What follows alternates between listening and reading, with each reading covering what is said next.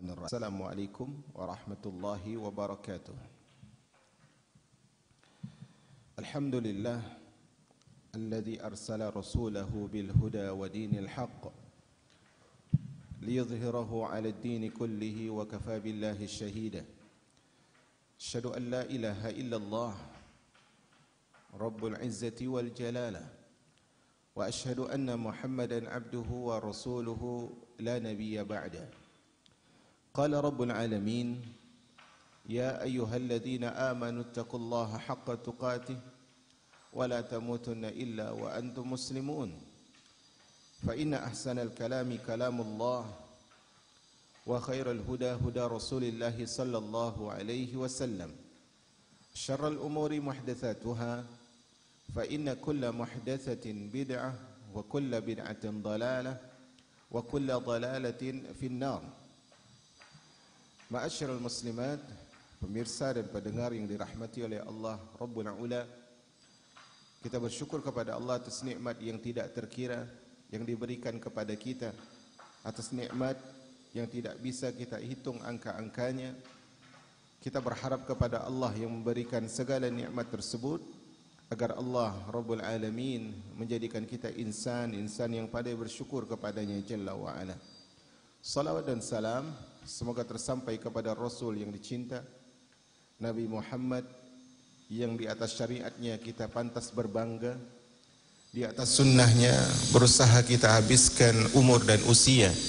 Semoga Allah Rabbul Alamin tempatkan kita bersama beliau di syurga yang tertinggi ketika Allah Subhanahu wa taala mengumpulkan penduduk-penduduk syurga. Ma'asyiral muslimat, umat al-Islam yang dirahmati oleh Allah Azza wa Jal, satu hal yang penting diketahui tentang sebuah ilmu, bahwasanya berbicara tentang ilmu adalah berbicara tentang keutamaannya. Dan ketika berbicara tentang keutamaan ilmu, maka keutamaan ilmu itu adalah sangat banyak. Kalau kita lihat ucapan-ucapan para salafus salih, para orang-orang yang berilmu dan mereka adalah para ulama, maka kita akan mendapatkan di antara ucapan tersebut adalah ucapan seorang ulama bernama Mus'ab ibnu Zubair rahimahur rahman. Beliau berucap, ta'allamil ilma fa in yakun laka malun kana laka jamalan wa illam yakun laka malun kana laka malan. Di dalam kitabnya Al-Imam Al-Mawardi, yaitu dalam kitab Adabud Dunya wad Din, beliau membawa ucapan Mus'ab ibn Zubair tentang keutamaan ilmu. Kata beliau, ta'allamil ilma, pelajarilah oleh engkau ilmu. Maksudnya adalah ilmu agama. Mengapa demikian? Fa in yakun laka malun kana laka jamalan. Karena seandainya engkau sudah memiliki harta, engkau sudah berpunya, memiliki kekayaan harta, maka dengan menuntut ilmu maka engkau memiliki keindahan. Kau sudah punya harta, kalau engkau menuntut ilmu engkau akan mendapatkan keindahan. Fa wa illam yakun laka malun kana laka malan. Seandainya engkau belum memiliki ilmu, belum memiliki harta, maka dengan memiliki ilmu maka engkau telah memiliki harta.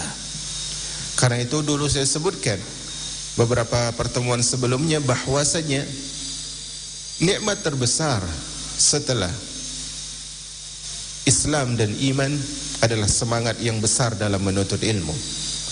Karena itu keindahan kita, sebagaimana yang dikatakan oleh seorang yang bijak, laisal jamalu bi aswabin tuzayyinuna, innal jamala jamalul ilmi wal adabi. Bukanlah keindahan itu dengan pakaian yang menghiasi kita. Bukanlah keindahan dan kemolekan itu dengan pakaian yang menghiasi kita. Tetapi keindahan itu, keindahan sejati itu adalah keindahan ilmu dan adab.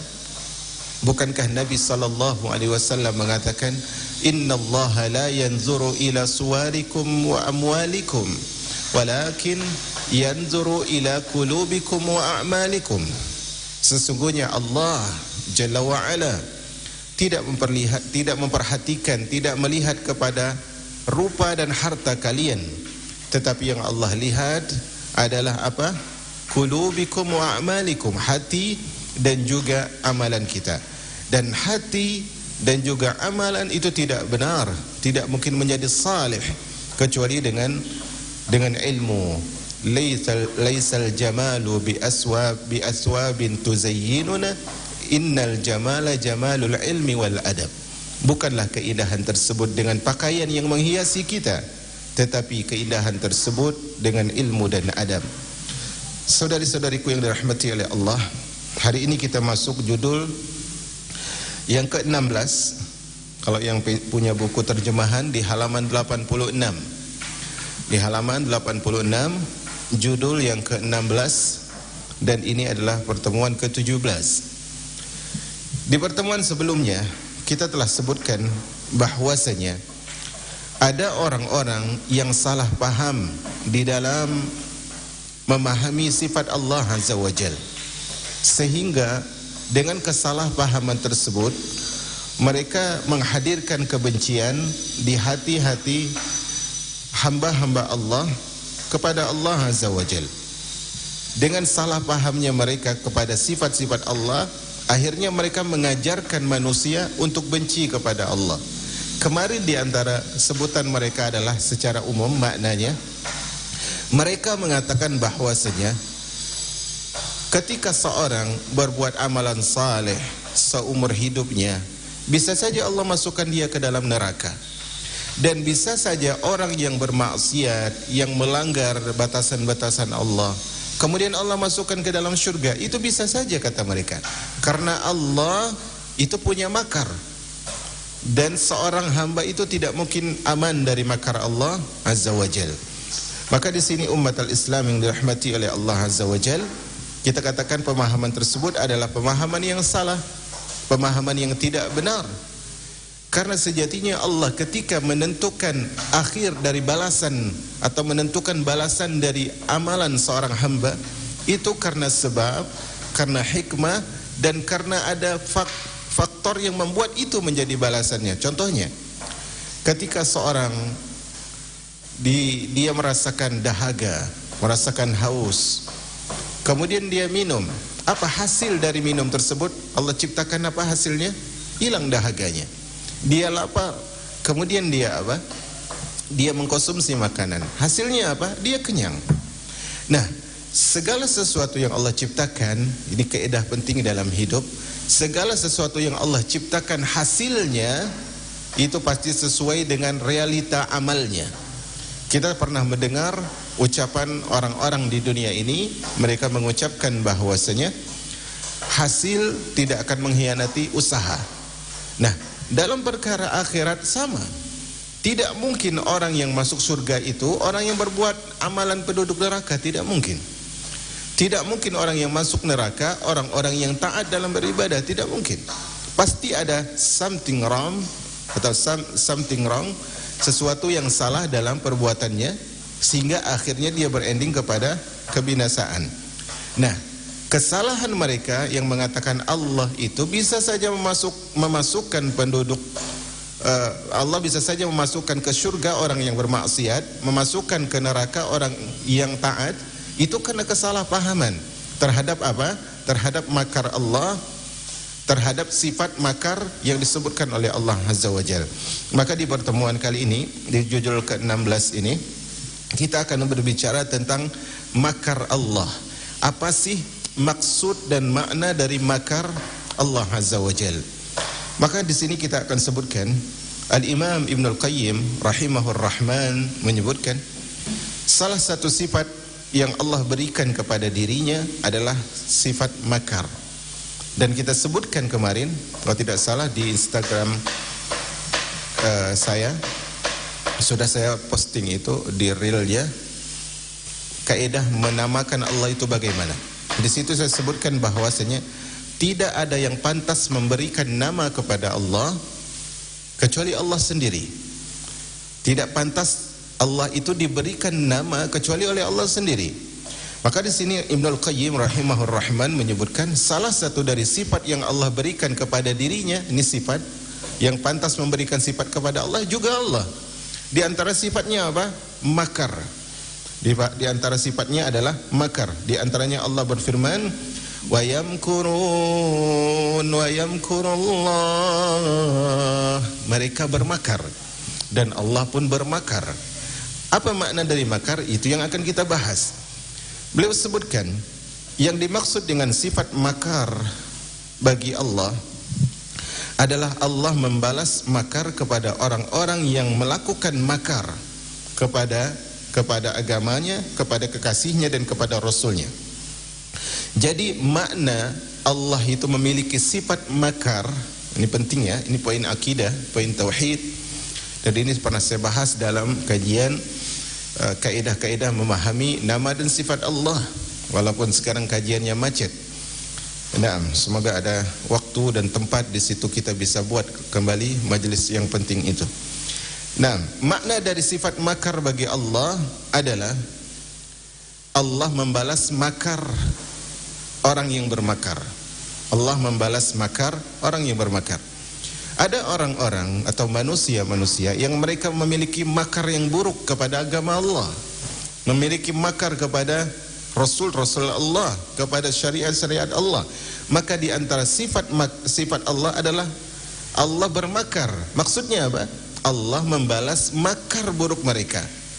Tetapi dari sini harus ada fokus yang lebih.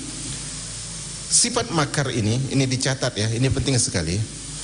Sifat makar ini adalah sifat yang tidak boleh dinisbatkan kepada Allah secara mutlak. Koma, itu ada komanya. Sifat makar, saya ulangi, sifat makar adalah sifat yang tidak boleh dinisbatkan kepada Allah secara mutlak. Misalnya kita sebutkan Allah memiliki sifat makar, maka tidak boleh kita sebut kemudian titik, nggak boleh, harus ada penjelasannya.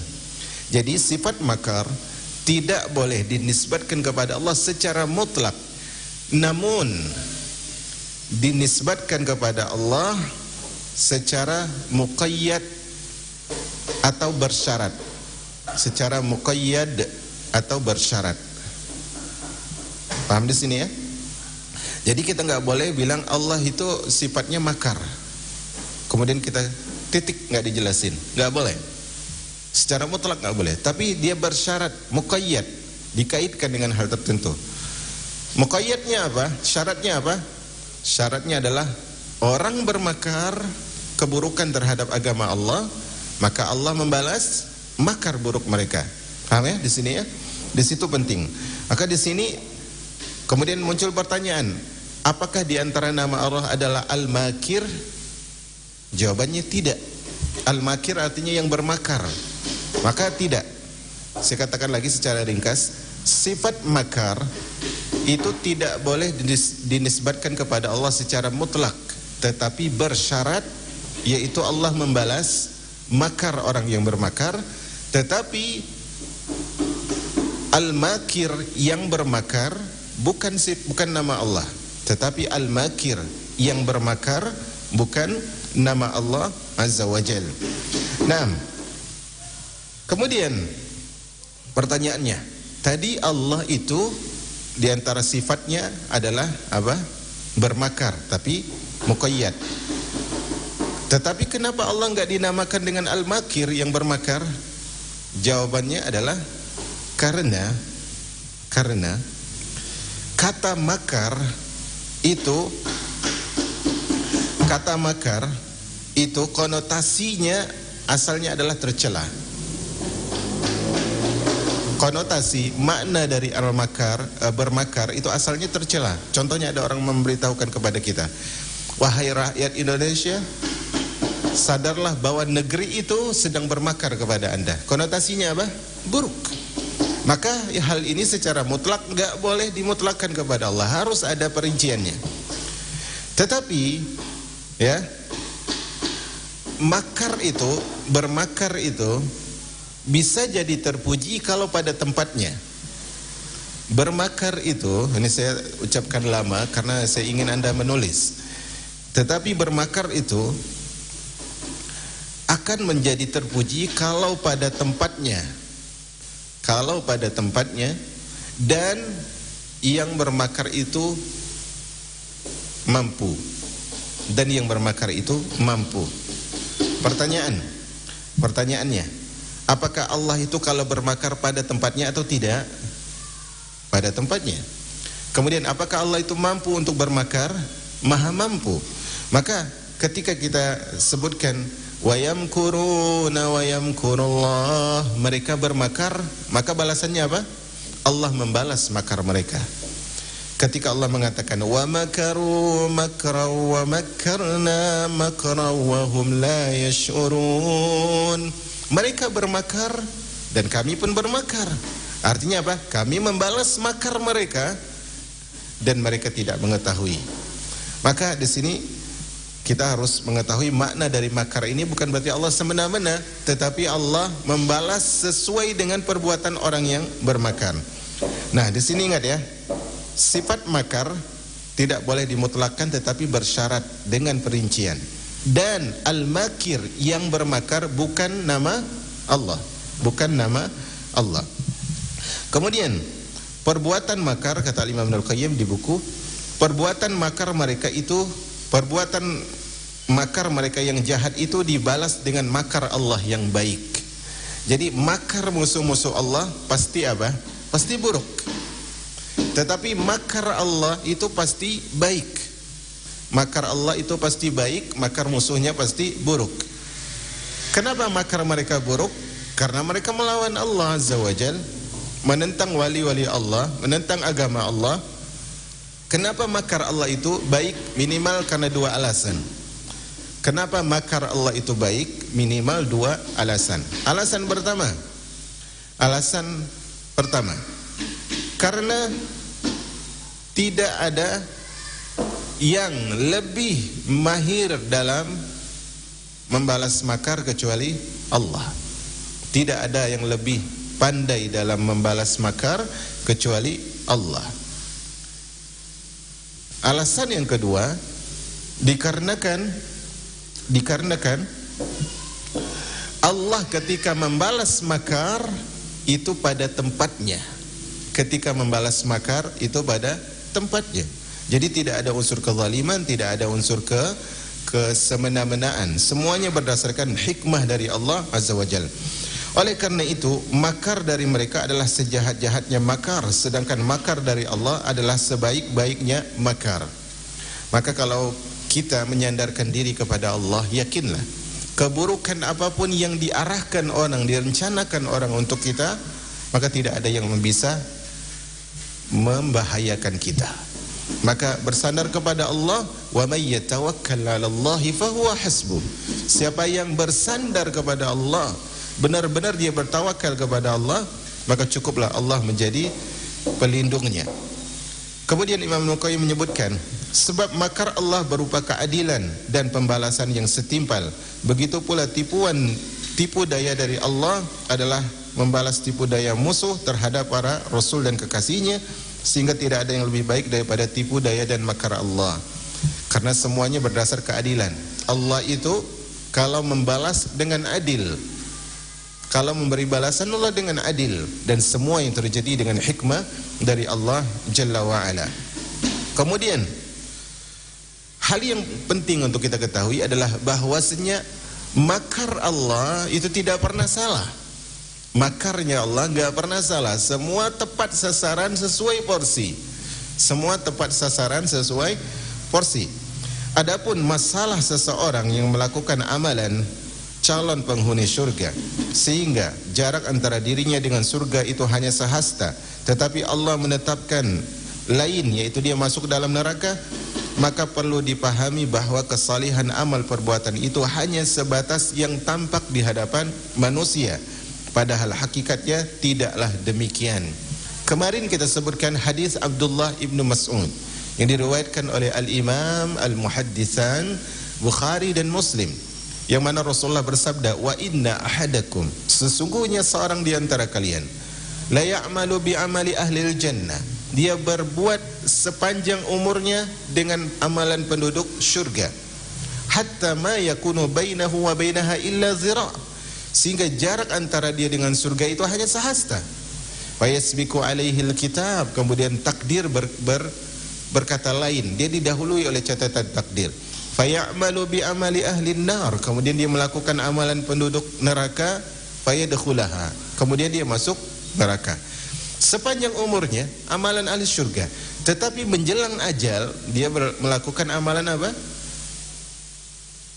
Ahli neraka. Sepanjang umurnya dia melakukan amalan ahli surga, menjelang wafatnya dia lakukan amalan ahli neraka. Maka di sini kata Al-Imam Ibnul Qayyim rahimahur rahman, di sini orang tersebut kenapa ending dia bisa melakukan amalan ahli neraka kemudian masuk neraka. Padahal nih kalau kita lihat ya, orang yang saleh di sepanjang umurnya atau di 99% dari umurnya dia berbuat saleh, harusnya akhirnya apa? Saleh, baik. Harusnya juga dia dibalas dengan apa? Syurga. Karena kalaupun dia buat satu kesalahan, tapi 99%-nya ini apa? Kesalihan. Apalah artinya satu kesalahan dengan 99 kesalihan? Tetapi kenapa dia di akhirnya justru ditakdirkan melakukan amalan apa? Atau kenapa di akhirnya justru dia melakukan amalan ahli neraka dan masuk neraka? Jawabannya adalah hadis riwayat Imam Bukhari dengan redaksi yang lain. Fi ma yabdu linnas. Semua kesalihan dia selama ini itu di hadapan manusia. Semua kesalihannya di hadapan manusia. Bukankah kita sering mendengar hadis yang pertama kali menjadi bahan bakar api neraka siapa? Orang yang mahir membaca Al-Quran. Tapi untuk apa? Untuk dikatakan dia jago baca Quran, untuk dikatakan bacaannya indah, untuk dikatakan dia qari. Kemudian orang yang berjihad, untuk dikatakan dia pemberani, dia mujahid. Kemudian orang bersedekah, untuk dikatakan dia dermawan. Semuanya apa? Semuanya sum'ah dan riya. Kemudian apa akibatnya? Dia lebih dulu dibakar dengan neraka daripada apa? Orang-orang musyrikin dan orang-orang kafir. Al-amilu bi'ilmihi la ya'malanna mu'adzabun qabla ubadil wasan. Orang yang punya pengetahuan tapi enggak dia amalkan, maka dia pertama kali dibakar sebelum penyembah berhala. Nah, ketika di sini ada seorang melakukan amalan calon penghuni surga, kemudian ternyata endingnya dia melakukan amalan penduduk neraka, kemudian masuk neraka. Semua itu bukan makarnya Allah untuk membinasakan dia, bukan. Tapi karena ada keburukan, ada benih buruk yang lama-lama terungkap. Kalaulah ada seorang murid misalnya, dia hitunglah dari awal masuk dia rajin, kemudian sebulan dia masih rajin, 2 bulan dia sudah mulai malas, sampai ujian ternyata dia masih malas. Kira-kira kemalasannya itu terungkap atau tidak? Terungkap. Kapan? Ketika ujiannya. Dan semua seperti itu. Karyawan yang tidak dia misalnya dia menggunakan identitas palsu, dia menggunakan surat pengalaman palsu, dia masuk ke perusahaan. Kemudian nanti akan ketahuan tidak di lapangan? Ketahuan bahwa dia itu enggak mahir di situ. Dia itu enggak jago di situ. Seorang yang melakukan amalan-amalan, dia salat, dia jaga kehormatan, dia muliakan orang, dia jaga lisannya. Kemudian karena dia semua itu bukan karena Allah, pasti akan terbongkar. Dan Allah Allamul Ghuyub. Ya, karena itu dulu orang-orang yang saleh sering mengingatkan diri mereka di waktu malam. Saya pernah sebutkan bahwanya sebaik-baik cara untuk mengenali diri kita adalah saat kita sendiri, dan sebaik-baik tempat untuk bermuhasabah adalah di malam hari. Maka dulu para ulama, di antaranya Imam Ahmad wallahu a'lam, beliau ketika ada seorang ulama lah pokoknya, ketika sedang mengajar seperti ini, beliau tiba-tiba ngambil sesuatu di kantong baju. Kemudian dilihat. Kemudian dia nangis, dia masuk. Kemudian dia tenang, dia keluar lagi. Dia ngajar lagi, dia ambil lembaran lagi. Dia nangis lagi, kemudian dia masuk, begitu terus. Maka murid-muridnya cari tahu, ternyata lembaran itu isinya apa? Ya nafsu tubi, fa innal mauta qad hana, fa'sil hawa, fal hawa ma zala fattana. أما ترين المنايا كيف تلقطنا لقطا فتلهك أولانا بأخرانا لقطا فتلهك أخرانا بأولانا. Isi dari tulisan yang ada di lembaran tadi, ya nafsu tubi, wahai jiwaku, taubatlah, fa innal mauta qad hana, karena saat-saat kematian itu sudah dekat. Iwallah, kematian kita itu bukan nomor urut, tapi nomor cabut. Kematian kita bukan nomor urut, tapi nomor cabut. Kalau kematian itu nomor urut, kita tahu, oh saya setelah fulan, saya setelah fulana. Tapi sayangnya dia nomor cabut yang kita nggak tahu apakah kita ataukah orang lain. Ya nafsu tubi, fa innal mauta qad hana. Wahai jiwaku, tobatlah, karena kematian mendekat. Fa'sil hawa, fal hawa ma zala fattana. Udah, jangan turuti hawa nafsu, karena hawa nafsu itu selalu menghadirkan fitnah. Ama tarayna al-manaya kaifa tulqituna. Tidakkah engkau lihat itu, kematian tersebut, bagaimana dia mengambil manusia, fulan diambil. Ada di antara mereka yang lebih tua, ada di antara mereka yang lebih muda, ada bahkan yang menangis kemudian tidak bersuara selamanya. Fatul laqtan fatulhiqa ukhrana biulana. Akhirnya kita menyusul orang-orang yang telah dahulu. Maka ya, kebiasaan untuk muhasabah, introspeksi diri terhadap amal kita itu penting agar kita tidak ditakdirkan, agar kita tidak menjadi insan yang selama ini beramal saleh, kemudian terungkap di ujungnya ternyata apa? Dia lakukan selama ini adalah untuk manusia. Seandainya perbuatannya itu benar-benar merupakan amal saleh yang diterima oleh Allah dan dapat mengantarkan kepada surga, serta termasuk amal yang dicintai Allah, niscaya Allah tidak akan menyia-nyiakannya begitu saja. Enggak. Orang yang baik enggak mungkin sia-sia. Jadi enggak ada istilah jangan jadi orang terlalu baik nanti dimanfaatin orang. Enggak, itu istilah enggak benar. Jadilah orang yang terbaik sehingga bagaimanapun orang itu jahat kepadamu, mereka tetap dapat manfaat. Maka semua berdasarkan hikmah dan balasan yang tepat sasaran dari Allah. Sekilas penjelasan tersebut mungkin dirasa rancu. Maksudnya apa? Kok bisa satu aja amalan untuk neraka dia lakukan justru dimasukkan ke dalam neraka? Kelihatannya rancu. Tetapi kalau kita lihat ternyata tidak. Memang Nabi SAW menyebutkan lam yabqa bainahu wa bainaha illa dhira. Antara dia dengan surga cuma satu hasta. Tetapi hal itu sama sekali tidak rancu. Di sini Al-Imam Ibnul Qayyim rahimahur rahman menyebutkan amal perbuatan orang itu akan dilihat melalui cara dia mengakhiri. Jadi nih, kita kalau mau lihat orang itu saleh atau tidak, maka yang paling penting adalah lihat akhirnya. Karena itu sahabat yang mulia Abdullah ibn Mas'ud rahimahur rahman, beliau menyebutkan, man kana minkum mustannan falyastanna biman qad mat fa innal hayya la yu'man alaihi fitnah. Kalau kalian ingin mencontoh, ingin mengambil tauladan, ingin mencari panutan, tuh contoh orang-orang saleh yang sudah wafat, contoh para sahabat Nabi, orang-orang saleh. Karena orang yang masih hidup enggak aman fitnah. Bisa jadi akhirnya berubah. Kita lihat bagaimana Umar ibn al-Khattab radhiyallahu anhu. Dia dikatakan oleh Rasulullah, Umar fil jannah. Umar di surga.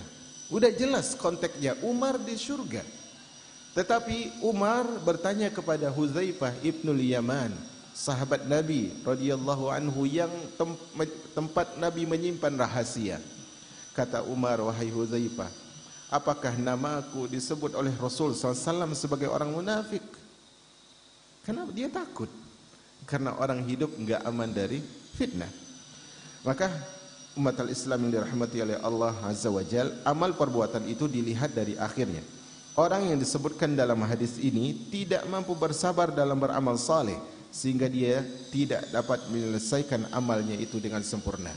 Tadi 99% hidupnya dilakukan dengan amal saleh, tetapi karena dia tidak bisa bersabar, karena dia selama ini melakukannya bukan karena Allah, akhirnya 1%-nya amalan apa?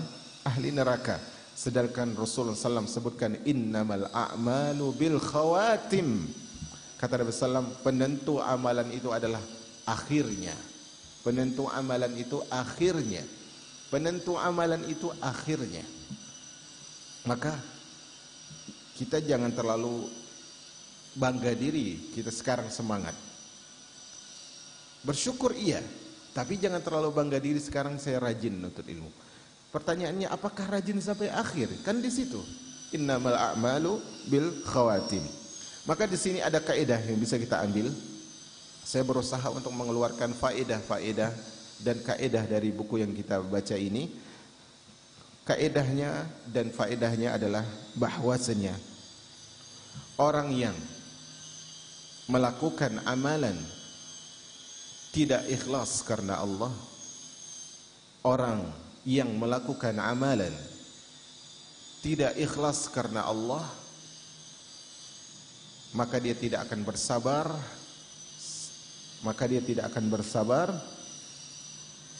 sampai batas ajalnya.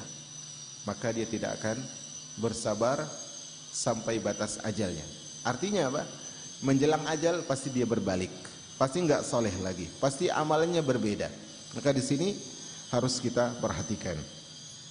Nah, bahkan ada 2 penyakit dan noda yang tersembunyi di balik amal itu, yang kemudian membuatnya terhina pada akhir hayatnya. Penyakit dan noda batin tersebut mengkhianati dirinya justru pada saat dia butuh terhadap petunjuknya. Apa nodanya? Riya, sum'ah, enggak ikhlas. Sesuatu amalan yang enggak ikhlas, dia pasti akan berkhianat. Ya, pasti akan berkhianat.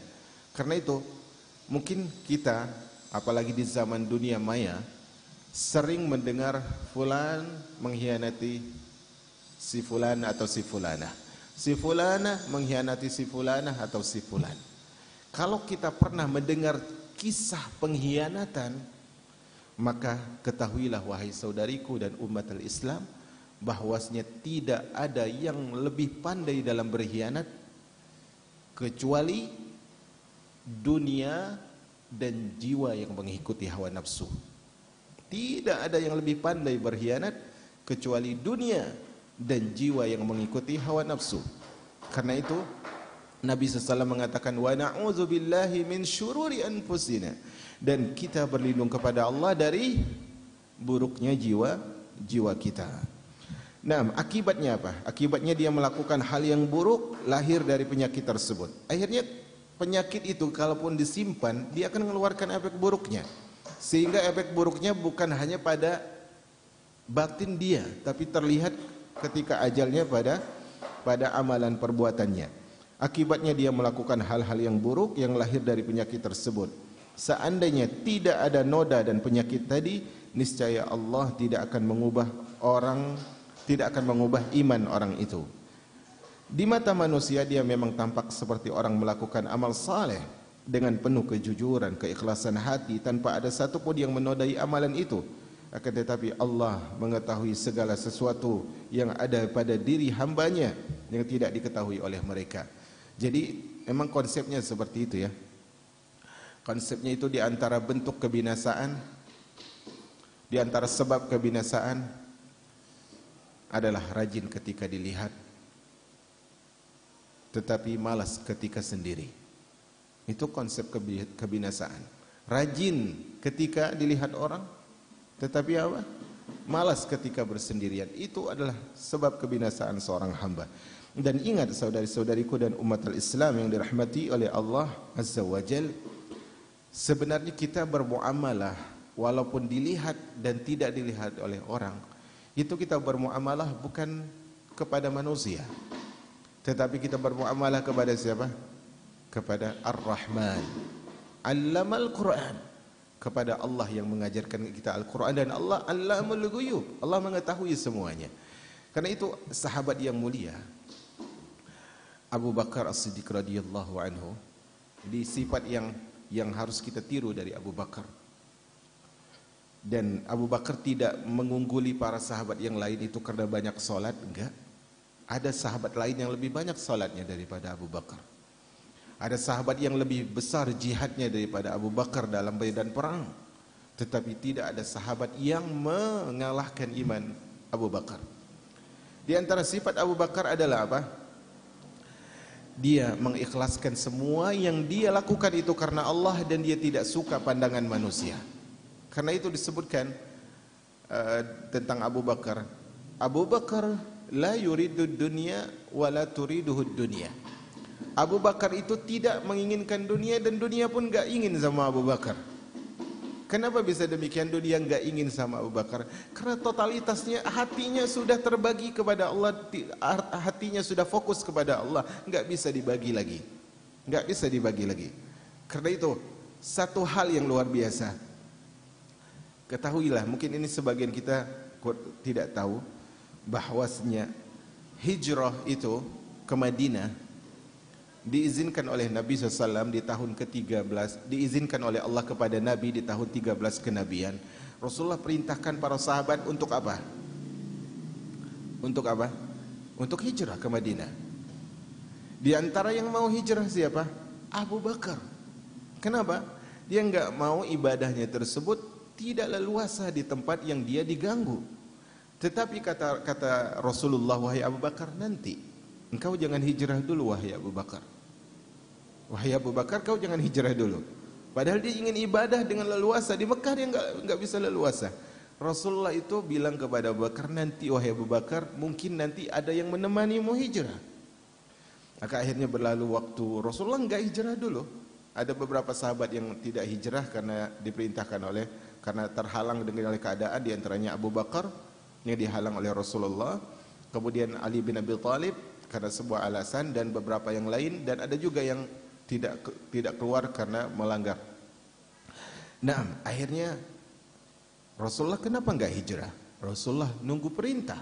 Tuh, sekelas Rasulullah nunggu perintah. Padahal kalau hijrah bisa langsung berdakwah dengan leluasa, tapi tunggu perintah. Akhirnya suatu hari Rasulullah datang ke rumah Abu Bakar siang hari. Dan kebiasaan mereka, saudariku, siang hari itu bukan waktu untuk bertamu. Siang hari bukan waktu untuk bertamu. Waktu mereka istirahat. Dan kebiasaan mereka pun, orang kalau udah kerja, udah cukup siangnya istirahat. Makanya kalau kita lihat kisah pertengkaran Ali bin Abi Thalib dan Fatimah, kemudian ketika Rasulullah datang ke rumah Fatimah di siang hari itu, Ali enggak ada, itu aneh bagi Rasulullah. Karena siang itu waktu mereka istirahat. Nah, siang hari Rasulullah datang ke rumah Abu Bakar. Rasulullah tutup wajahnya dengan selendang agar orang enggak nampak. Itu strategi dalam menyelamatkan agama. Harus sembunyi-sembunyi pada waktunya. Akhirnya Rasulullah SAW minta izin dan diizinkan. Di situ ada beberapa orang, termasuk ada Abu Bakar, ada Asma bintu Abu Bakar, ada Aisyah. Asma dan Aisyah ini beda ibu, tapi satu ayah, yaitu Abu Bakar. Ketika Rasulullah melihat mereka, wahai Abu Bakar, keluarkan mereka. Ada hal yang penting ini. Kata Abu Bakar, wahai Rasulullah, mereka itu hanyalah keluargamu wahai Rasul. Mereka itu keluargamu. Semuanya keluargamu. InsyaAllah semuanya aman, maksudnya begitu. Maka Rasulullah katakan kepada Abu Bakar, wahai Abu Bakar, sesungguhnya Allah telah izinkan aku untuk hijrah. Apa kata Abu Bakar? As-sahabatu ya Rasulullah. As-sahabah. Wahai Rasul, izinkan aku nemenin. Allah telah izinkan kau hijrah. izinkan aku yang menemani. Kata Aisyah radhiyallahu taala anha, dulu aku itu enggak percaya kalau orang itu bahagia dia nangis, enggak percaya. Tapi setelah melihat Abu Bakar menangis, aku percaya bahwa orang itu kalau bahagia itu dia bisa nangis. Memang realitanya orang bahagia bisa nangis. Perbedaannya air mata kesedihan itu hangat, sementara air mata kebahagiaan itu sejuk. Begitu banyak keutamaan Abu Bakar sehingga apa? Orang-orang memuji Abu Bakar radhiyallahu an. Makanya Abu Bakar ketika dipuji mengatakan apa? Allahumma la tu'akhidni bima yakulun waj'alni khairun mimma yazunnun waghfir li lima la ya'lamun. Ya Allah, jangan kau siksa aku, jangan kau azab aku,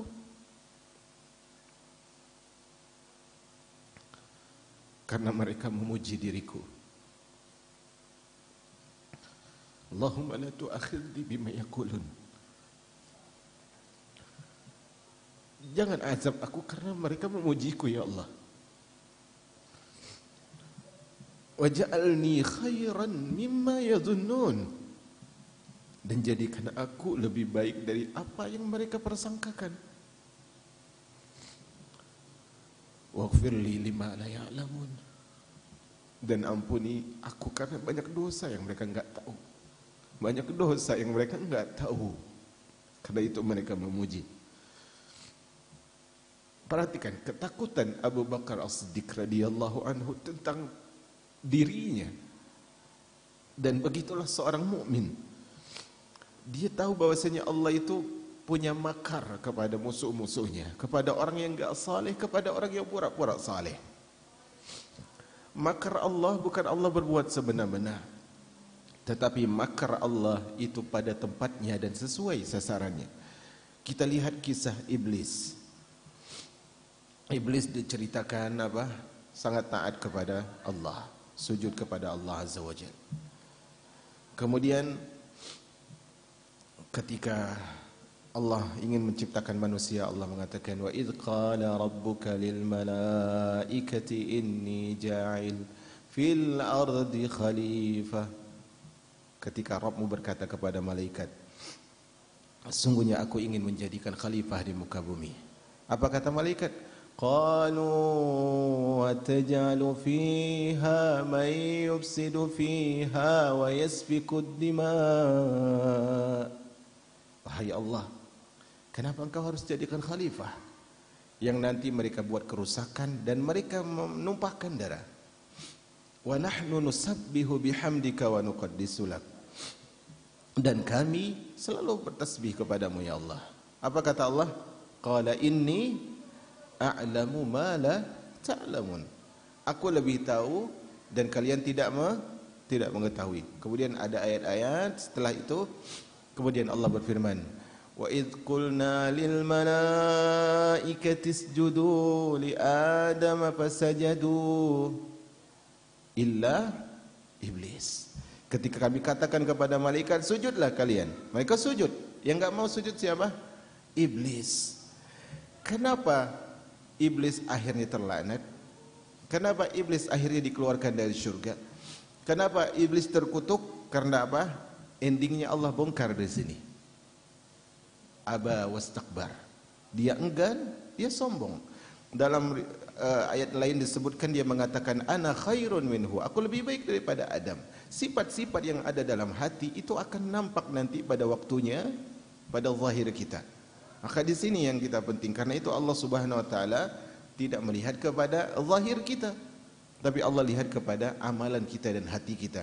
Dan Rasulullah SAW mengatakan, idza saluha saluhal jasadu kullu. Kalau hati itu baik, maka apa? Baiklah seluruh jasadnya. Kenapa iblis yang tadi taat berujung dengan laknat? Karena Allah mengetahui segala kekufuran iblis.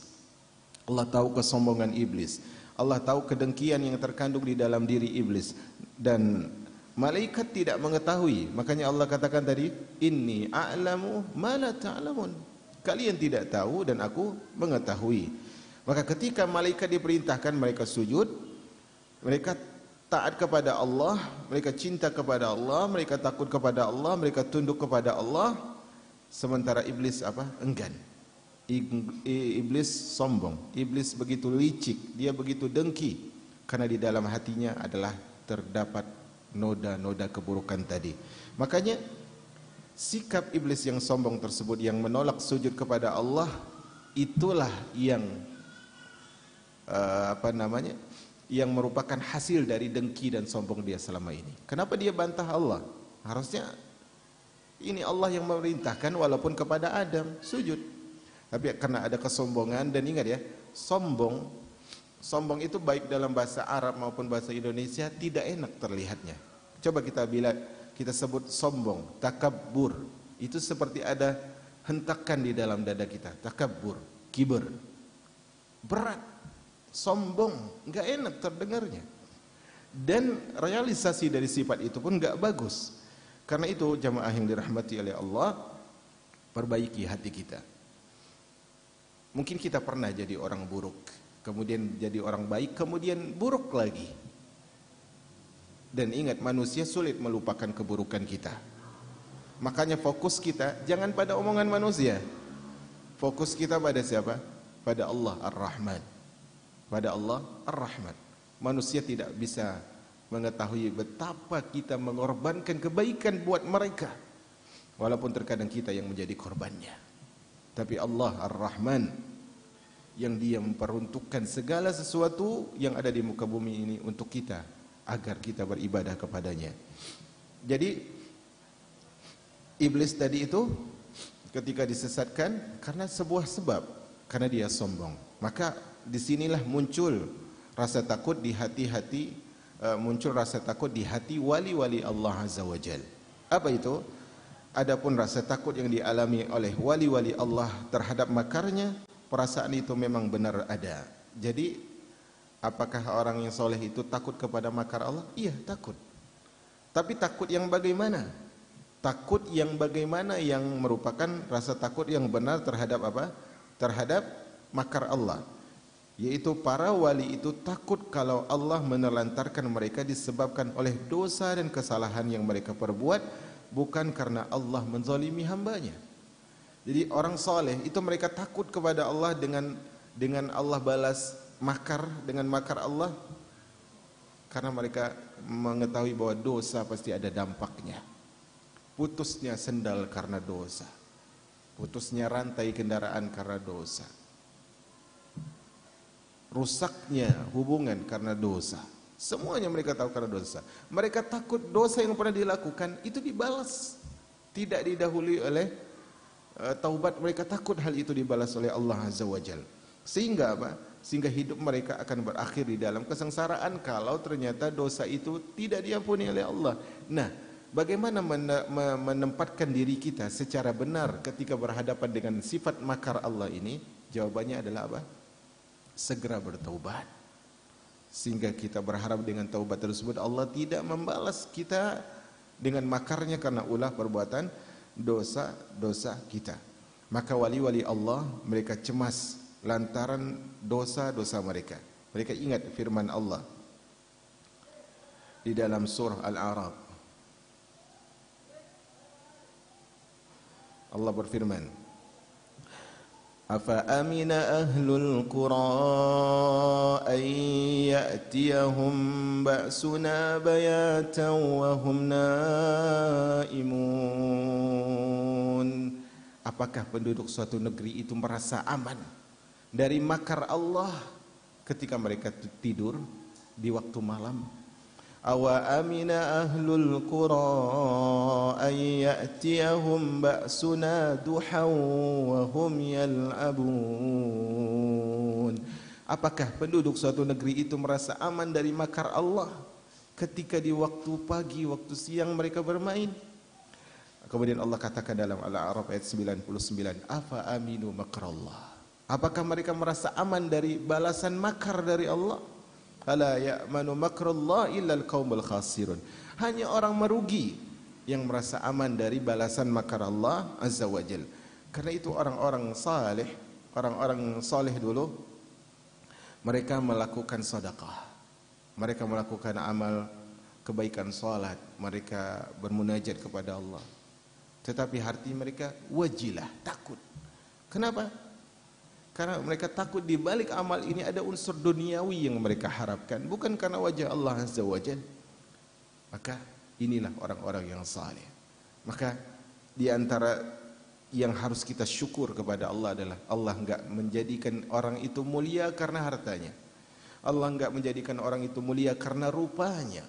Allah itu enggak jadikan orang itu mulia karena pakaiannya, karena kendaraannya, karena jabatannya, tidak. Tetapi Allah menjadikan orang itu mulia karena takwanya.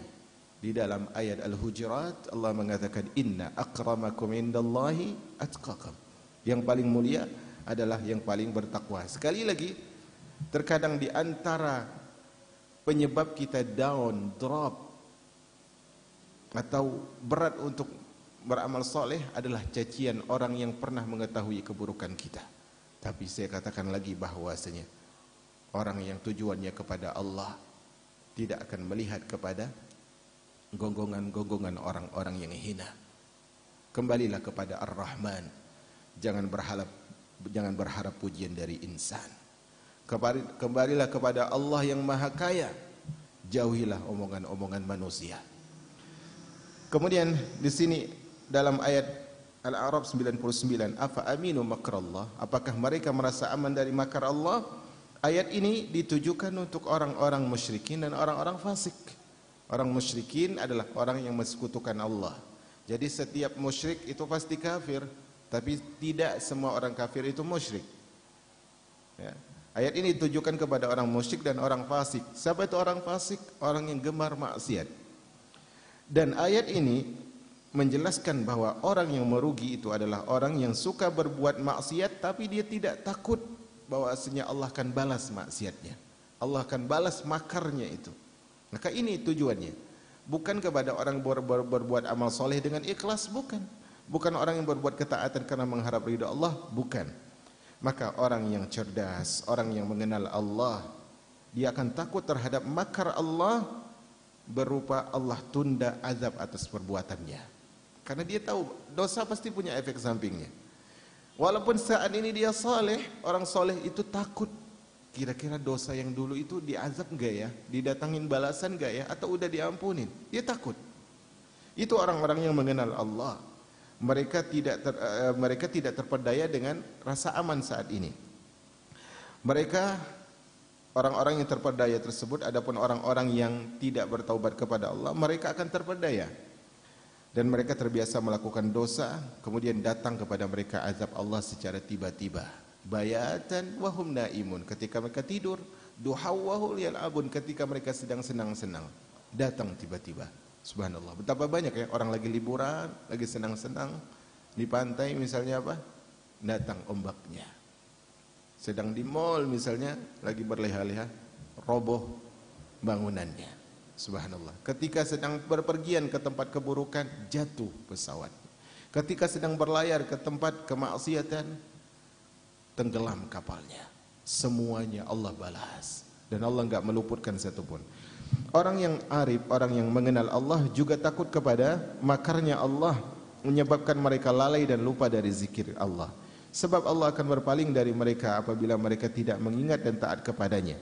Jika hal itu terjadi, bencana dan fitnah pun akan segera menimpa mereka.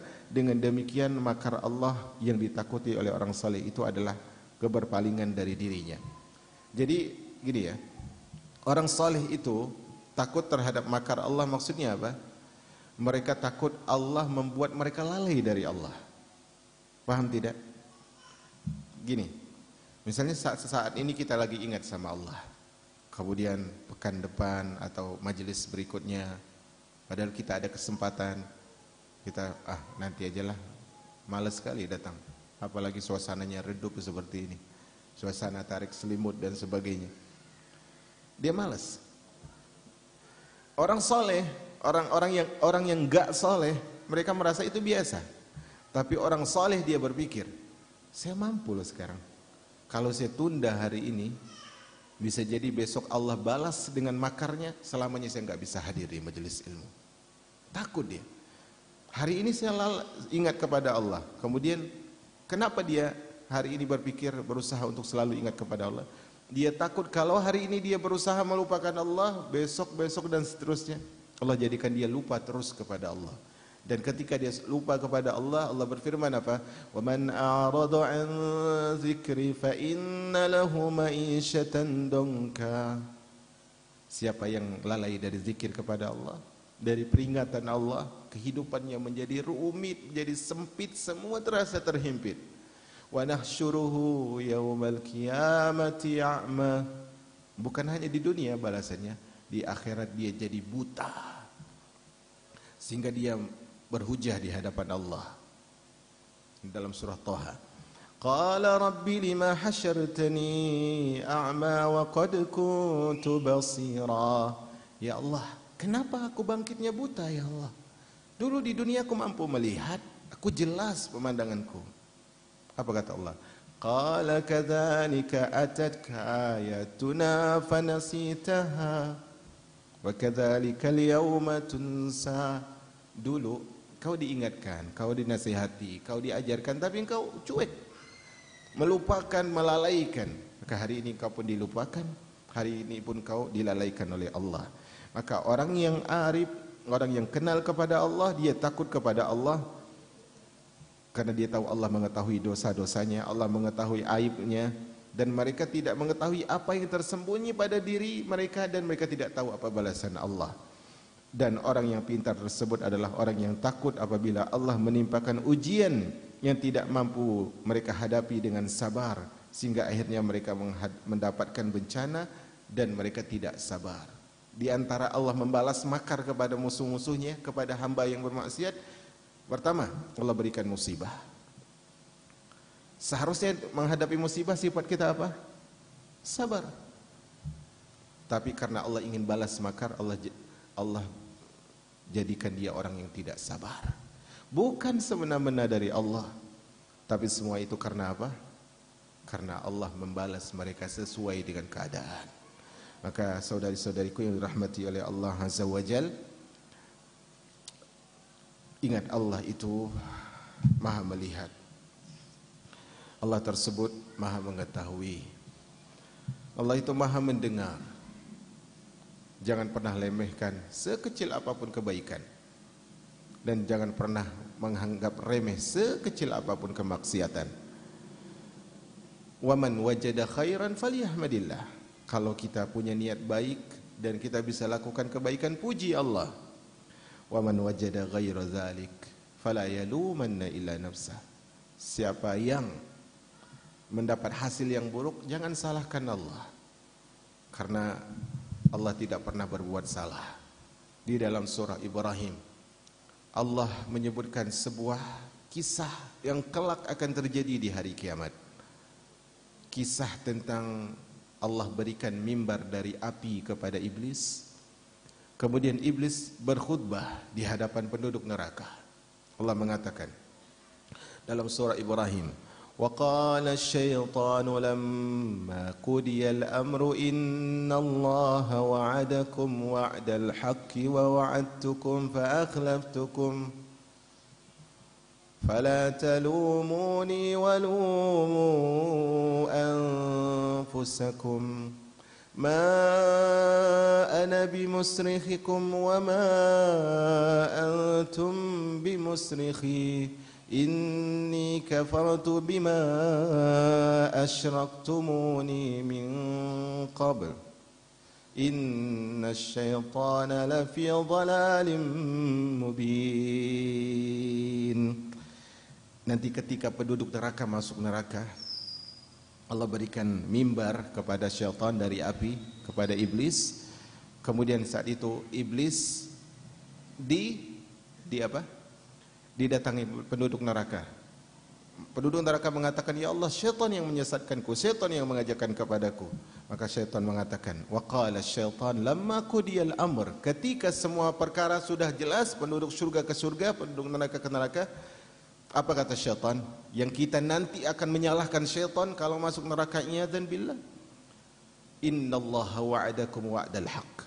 Allah telah buat janji kepada kalian, dan janji Allah itu benar. Wa wa'adtukum fa akhlaftukum. Aku buat janji tapi aku ingkari. Wa wa'adtukum fa akhlaftukum. Wa ma kana li 'alaikum min sultan illa biiznillah. Aku enggak mampu membuat apapun kepada kalian kecuali dengan izin Allah. Fala talumuni walumu anfusakum. Apa kata syaitan? Jangan salahkan aku, salahkan diri kalian. Saat itu penduduk neraka semakin hancur hatinya, semakin menangis. Jangan salahkan aku, kata syaitan. Aku cuma ngajak. Aku enggak mampu buat apa-apa. Aku mengingkari janji. Allah berikan janji dan Allah penuhi. Kalian pilih janjiku dan aku hianati. Ma ana bi musrihikum wa ma antum bi musrihi. Aku enggak mampu tolong kalian. Kalian enggak mampu nolong aku. Maka siapa yang mengikuti syaitan, dia sungguh mengikuti kerugian yang sangat besar. Inilah ma'asyarul muslimat yang Allah muliakan, majlis yang kita berharap Allah Subhanahu wa taala hadirkan ketenangan di hati kita, hadirkan kebaikan di kalbu kita, hadirkan keridhaan di sisinya, dikumpulkan bersama Rasulnya alaihi salatu wassalam, dan berharap majlis ini adalah salah satu pemberat amalan kita ketika buku kebaikan dan keburukan dihisab dan ditimbang oleh Allah Azza wa Jalla. Jika ada pertanyaan, itu ada mic di depan, di samping tiang.